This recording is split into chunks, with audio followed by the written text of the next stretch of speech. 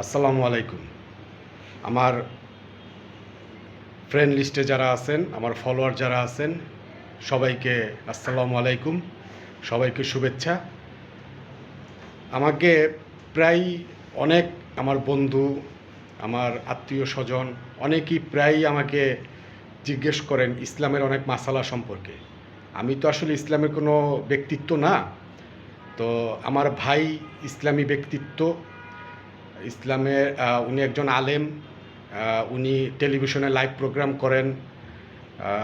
বাংলাদেশের প্রত্যেকটা চ্যানেলে উনি ইসলামিক অনুষ্ঠানে যোগদান করেন। তো অনেকেই ওনাকে সরাসরি না পেয়ে আমার কাছে বিভিন্ন বিষয় জানতে চান।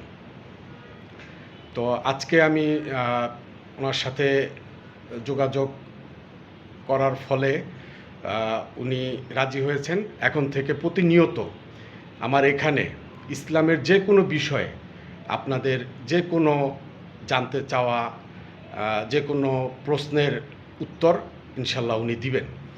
তো ওনার নাম হচ্ছে হাফেজ মাওলানা মোহাম্মদ মুস্তফা জামান, খতিব বনানীর আত-তাকওয়া জামে মসজিদ।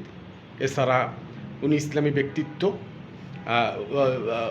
মানে মিডিয়া ব্যক্তিত্ব বলতে ভুল করছি, যাই হোক। হ্যাঁ, তো ওনাকে যারা চিনেন, অনেকেই হয়তো চিনেন, যারা ইসলাম সম্পর্কে, ধর্ম সম্পর্কে যাদের আগ্রহ আছেন, যারা টেলিভিশন চ্যানেলগুলোর ইসলামী অনুষ্ঠান দেখে থাকেন, তারা হয়তো ওনাকে চিনেন।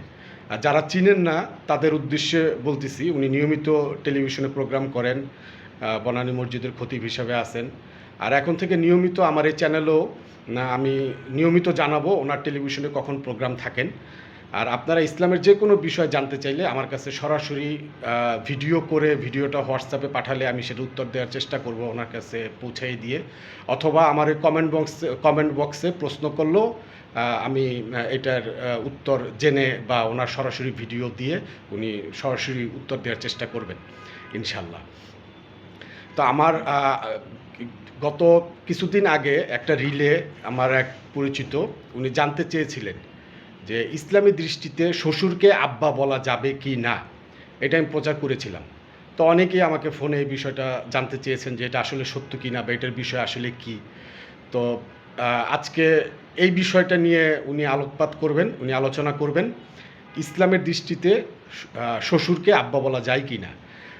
তার আগে বলে দিই, আপনার একটা ফলোর কারণে এই অনুষ্ঠানটা আরও অনেকেই দেখতে পাবেন, আপনার মাধ্যমে তারা উপকৃত হবেন। হয়তো এজন্য আল্লাহ পাক আপনাকে উত্তম প্রতিদান দান করবেন। তো আশা করি আপনার এই অনুষ্ঠানটা যারা দেখবেন তারা লাইক কমেন্ট করবেন, তারা পরবর্তী ইসলামের কোনো বিষয় নিয়ে জানতে চাবেন এবং অবশ্যই ফলো করবেন। তো আমরা বিষয়টা জানতে চাই ওনার কাছ থেকে। জি জি, আসসালামু আলাইকুম রহমতুল্লাহি ওয়া বারাকাতুহু। আশা করি প্রিয় দর্শক ভাই বোনেরা ভালো আছেন। আমিও আল্লাহর একান্ত অনুগ্রহে ভালো আছি, আলহামদুলিল্লাহ। একটি জীবন ঘনিষ্ঠ প্রশ্ন, শ্রদ্ধেয় শ্বশুরকে আব্বা ডাকা যাবে কিনা, এর উত্তরটা ইসলামের মধ্যে আছে। কারণ ইসলাম একটি কমপ্লিট জীবন ব্যবস্থার নাম। কোরআন শরীফের সূরা মাইদা ৬ষ্ঠ পারা, হাফিজে কোরআন শরীফের ৬ষ্ঠ পৃষ্ঠায় আল্লাহ তাআলা সুস্পষ্টভাবে বলে দিয়েছেন, আল ইয়াউমা আকমালতু লাকুম দীনাকুম ওয়া আতমামতু আলাইকুম নি'মাতি ওয়া রাদিতু লাকুমুল ইসলামা দীনা।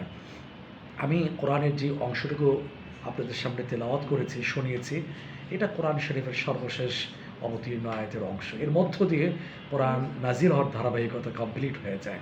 আরাফার দিন ছিল ৯ জিলহজ। সুতরাং এই বক্তব্য থেকে স্পষ্ট ইসলামের সব বিষয় সমাধান দেওয়া আছে, কিয়ামত পর্যন্ত শাশ্বত বিধান হিসাবে থাকবে। আজকের যে প্রশ্নের অবতারণা করা হয়েছে, শ্রদ্ধেয় শ্বশুরকে আব্বা বলে ডাকা যাবে কিনা, সম্বোধন করা যাবে কিনা। হ্যাঁ, ইসলামে এই ব্যাপারে বক্তব্যটা আসছে, বাবা একজনই হবেন, মা একজনই হবেন। বাবার স্থান কেউ দখল করতে পারবেন না মায়ের স্থানও।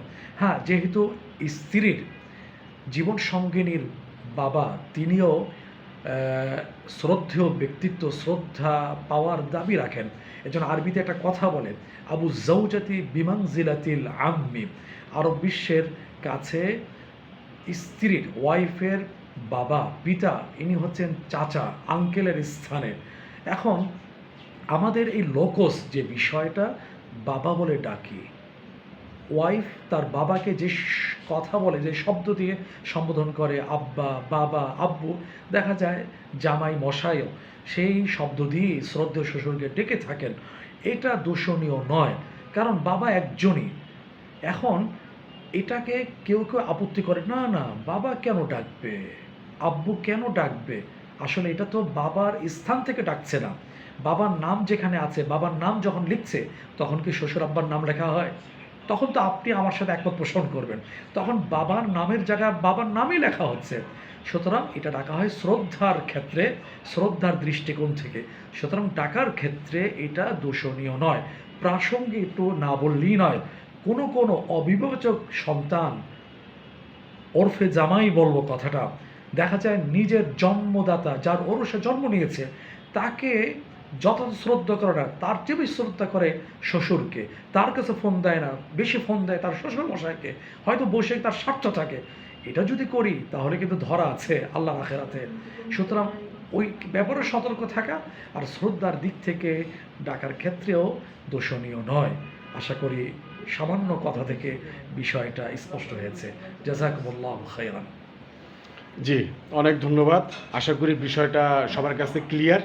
এরপরেও যদি অধিকতর জানার ইচ্ছে থাকে বা এই বিষয় যদি ক্লিয়ার না হয়, আমাকে প্রশ্ন করলে আমি এর উত্তর দেওয়ার চেষ্টা করব ইনশাল্লাহ। সবাই ভালো থাকেন, সবাই ফলো দেন, সবাই লাইক করেন, কমেন্ট করেন। আবার দেখা হবে পরবর্তী পর্বে। আসসালামু আলাইকুম।